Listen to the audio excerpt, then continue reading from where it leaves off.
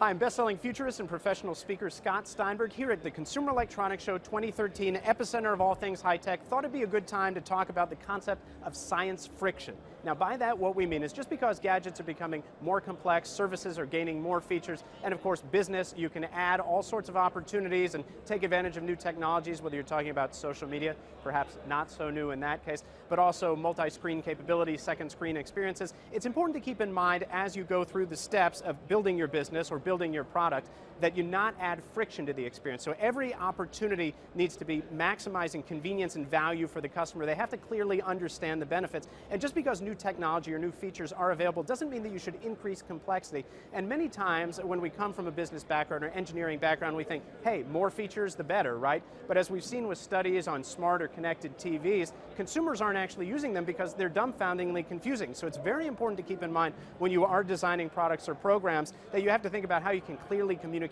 the benefit, what your ROI is, and how you can really educate customers or consumers as to how they might be using that to increase benefit for themselves. So, for example, just because you can have apps on television sets and you can stream media, music, movies, doesn't matter what it is, doesn't mean that they need to be there, because if only a small fraction of the users are able to use them, and every interface, every ecosystem is completely different, and people are used to using these devices in very passive ways, not interactive, have we really added benefits for customers or simply added needless expense? So you always have to begin with the end in mind and think about, where are my customers? How can I reach the widest possible audience in one fell swoop?